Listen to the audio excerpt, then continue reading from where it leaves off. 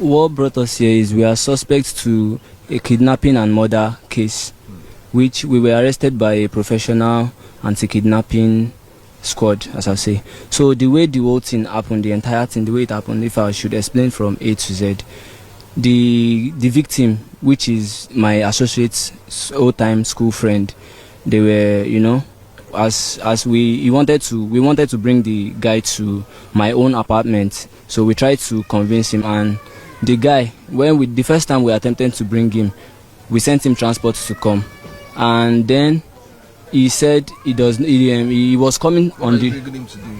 We actually wanted to kidnap him, have him kidnapped, and demand ransom from his parents.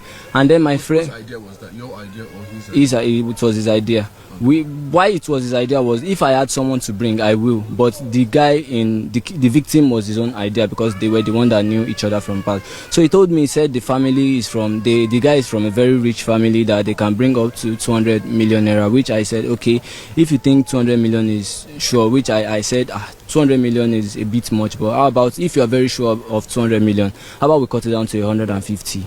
He said, okay, but that's no problem. So then we tried to bring the guy again. This time we said the guy should come and pick up a laptop to use and do work and all that, because I'm a producer, and we said you should come and pick up a laptop he can be using, which was all a lie. We never had a laptop we were willing to give him. We just wanted to lure him to come.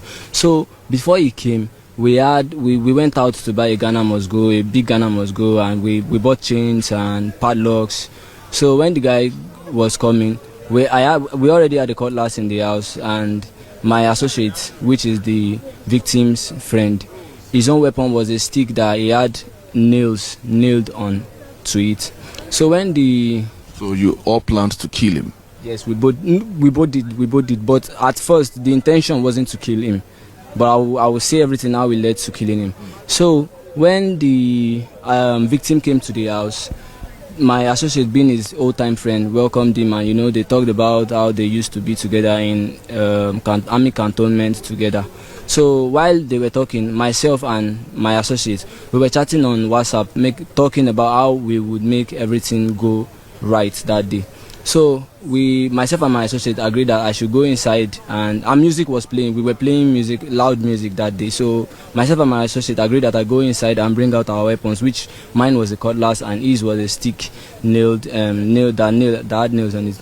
So when I came out, my own job that day was to, say words to scare the victim and, put fear in his body, to inject fear in his body. At first, we were both scared and panicking too, but then when we noticed that we were successfully injecting fear to the victim's body, we became like more in control. And then I started saying words like, there's a way you behave and act that you leave this place successfully, and there's also a way you act and you never leave this place. We were, And then when I told the victim to sit on the ground, which he did.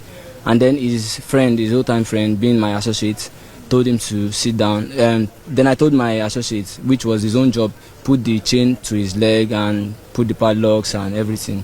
So when we had him chained to the ground, we made videos and took pictures of him, which was intended to send to his family. And then when we made the whole video, my associate called me inside the room, and he told me, he said, Tony, we have all the videos and the pictures we need now. But as I mentioned, this guy is a friend of mine from long years back, and he knows me, he knows my auntie, he knows everything about me, he knows my family, which if we let him go, he will definitely bring his people to and that will leave a trace to him, and if they have a trace to him, will also implicate myself, Anthony. So he said we should silence him, which means we should kill him, that we should not let him go. So now when we've said, oh, okay, that's thoughtful, and then he said we should go and kill him. Then we both went inside, then he turned the light off. That's my associate. Then after he turned the light off, I went to the back, I went behind the victim, and I held him from behind him. I choked him.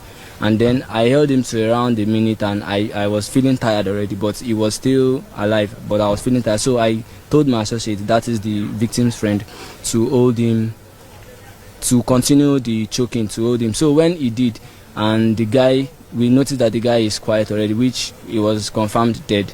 So we had rope, which we used to tie the victim because it was too heavy, because he's not someone we can just lift and dispose. So we decided to tie him and put in the Ghana must go bag we bought earlier. So how were you able to put him in the Ghana must go bag? Yeah, we had him tied, like we fold him and tied him so that it will fit in the bag. So when we successfully put him in, it wasn't easy putting him in the bag, but we did because we were two. So we were able to put him in the bag and zip him. And then when we did that, we planned on, we thought of a few places we can go dispose him, which we said we are not very familiar with this place. If we go there, we don't know, maybe we might meet securities or people like that. So we said we should go to a more familiar road that we already know. So when we agreed on a place that we are more familiar with, so myself and my associate, we lifted the bag and placed it on my associate head, and then he lifted the bag and took it outside our compound. That is the entrance. We had no gate, so he took it outside. That was around, I'm not very sure of the time, but I'll say with the way the weather is, I'll say. Who is this associate? This is okay, great. So when he placed the bag on his head and brought it out, so my associate said it wouldn't be okay if we went with just this bag. How about we go with like our working tools, which is my microphone and headset and maybe just backpacks, because I do music production. So he said if we had those things carried along to people, it will look like we are going for a regular outside job. So which we did. And then when he placed the bag containing the victim and also our studio working tools, he told me to wait there while he went to bring bikemen to come pick up the Ghana must go and the rest things. So when he went out there and he brought 2 bikes, and then we both lifted the bag containing the victim. We lifted the bag and placed the bag on the bike, making sure that it doesn't touch the bike man's back. So as we placed the bag on the bike, we left a space in between the bag and the bike man, so I could sit in between the bag and the bike man, so I can just try controlling the bag while he drove off. So when he was riding the bike off himself, that is my associate, he took his own bag, and which were containing just clothes and were not really anything, and my microphone stand, and so making it look like we're going for an outside job. Then we got to the place where we wanted to dispose him. We looked around, making sure nobody was coming and that no other bikes were coming, because my place where I rented an apartment is a remote area, it's like an outskirts. So when we got there and we watched carefully, making sure nobody was coming, when there was nobody, we dragged the bag into the bush and unzipped it and poured out the victim there. So the next day, at that time, you could confirm that he was dead. And which location did you dispose him of? What time? Yeah. I'm not sure of the time. But I should say around 8, 9, 10 p.m. So when we disposed him, we poured him out of the bag, and then we took the sack and put it inside one of the bags we were carrying, and we returned it back home. So the next morning, I called my dad and said I was coming to his place, and I told my dad to send me 15,000 naira for transport that both of us can get there, because his family and my family, they lived in the same area, because we were born and raised in the same area, so our families are not far from each other. So we went back home. So we hold on. How about the money, the ransom? I'm getting there. So after he told us, because he assured me that this family is a very rich family and they could provide up to 200 million, which I said that is a long money, but if you are very sure, how about we cut it to 150? So when we got to Ikorodu, being our family's place, I called the victim's family with the victim's number, and then I told them I was driving, because that night they were calling the victim, like trying to ask him where he was and all that. So, but I didn't pick. But when I called, I told them I didn't pick because I was driving to Bayelsa. I told them I was driving to Bayelsa, which was all a lie. And then when I told the person I was driving to Bayelsa, then I demanded the ransom of 150 million, which my associate told me they were able to provide. That was when the victim's mother picked the call. So she begged us and was like, okay, how about she brings 50 million? So immediately she said, how about she brings 50 million? My associate ended the call and told me, and he said, didn't I tell you this family is so rich? I told you they were so rich and they could provide this money. But why she said 50 was because maybe she doesn't want to go far at first. She just wants to, maybe price in and all that. So I said, okay. He said they can, let's not worry. Then I called again, but this time was the victim's sister, telling us that our mother only made mention of that 50 million out of fear that when someone asks you for 150, that how can you possibly say you don't have it, or you want to say you have one out of 150. So she then told me that even her mom now, the fear and the panicking has made them take her to the hospital. So the girl herself was not like, okay, how about she herself provide 5 million naira, which I told my associate, and then my associate told me, he said, no, that they are just trying to play games with us. And I said, are you sure about this? Then I started seeing myself, I started seeing signs that this family aren't really rich as he claimed. So as they said, she said 5 million naira. I said, oh, okay. At first we kicked out that now we don't do that. That even if she was going to do the 5 million naira, it was nothing to us. That so then I called her and I generated this account that they were accounts that to receive money. They are the kinds of accounts that when you want to use them to receive money, you have 15 minutes time frame to send money to it. If you don't, within that 15-minute time frame, the account will be shut down. So I sent them the first account and she said, oh, okay, she cannot send the 5 million and that she doesn't have it. So the account got shut down. Then she said she will bring 3. My associate said these people are just trying to play games with us. That I said, but at least with that 3, if we even add 1.5 to each other, I can still use 1.5 to open a hairdressing shop for my sister, because she's a hairdresser. She learned hairdresser, but she's working as house help from places to places. So I thought I could, with 1.5 I could open a hairdresser shop for her. So in a short, were you able to get the money, and how much were you able to get? Okay, to cut the whole thing short, after buying a lot of time from us, the victim's family buying a lot of times from us, she then agreed that okay, all she had with her, that she had spent money on her mother, which she said was in the hospital. So she then said all she had was 200,000, which I said even the 200,000 you are sending it for me to buy fuel to come all the way from Bayelsa back to Lagos. So she said okay, she'll send it 200,000. And this time I was unable to get another account that that type of account that dies in 15 minutes. But this time I picked the phone and called my associate, my friend, that okay, they said they want to send 200,000, but he didn't pick because the phone didn't go through. So I thought since she wanted to send the money now, I wouldn't let that be a delay, because I wanted to call him so we can go together in search of POS to receive the money.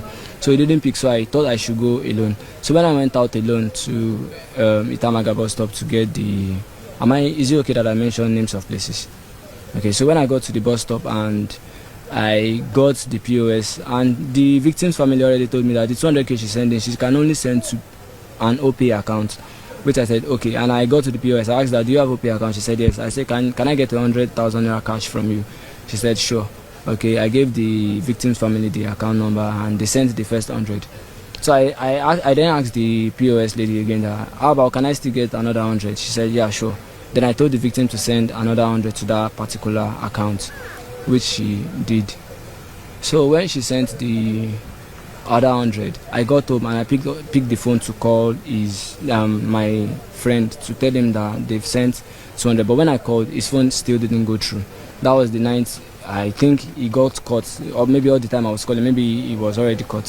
So as I was at home I was just around the corner pressing my phone, and then I saw this jeep coming to. So at first I wondered. I said, all my life here I've not seen this kind of jeep come this place. But then I felt like. So you were arrested there? Yes, then they come outside and they pretended to ask for directions from me, not knowing that they wanted to catch me.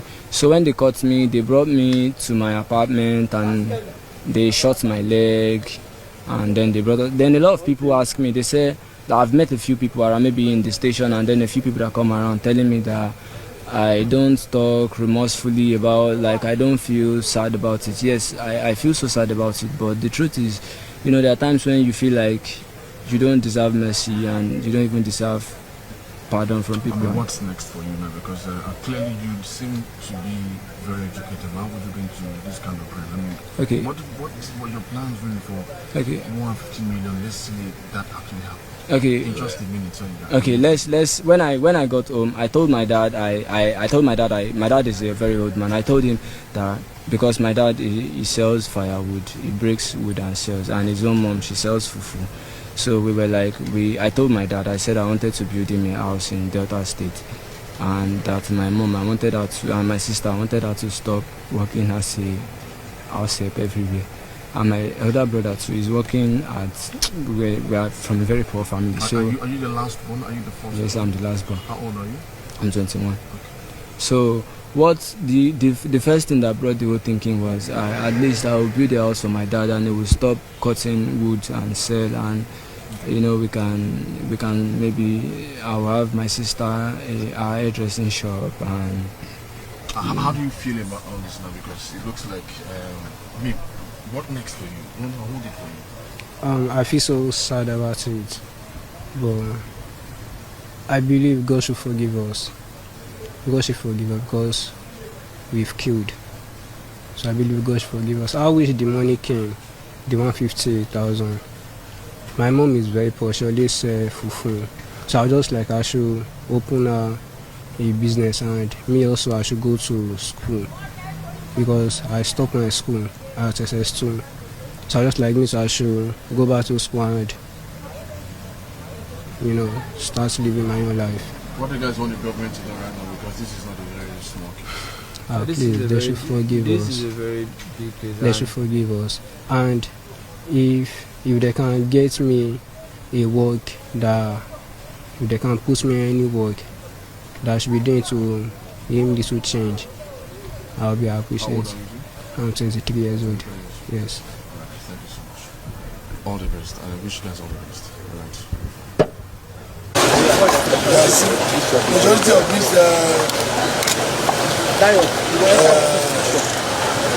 cut to size parental pistol locally fabricated. These ones are locally fabricated and they are not English and they are gotten from most of these old boys out there.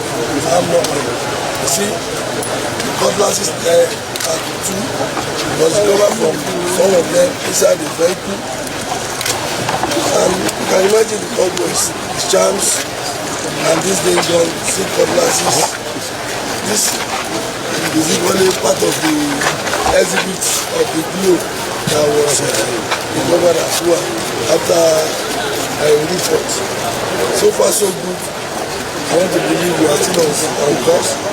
We will try as much as possible to ensure that we are not, it's not about arrest and prosecute, but it's about arrest and getting to the root of the matters.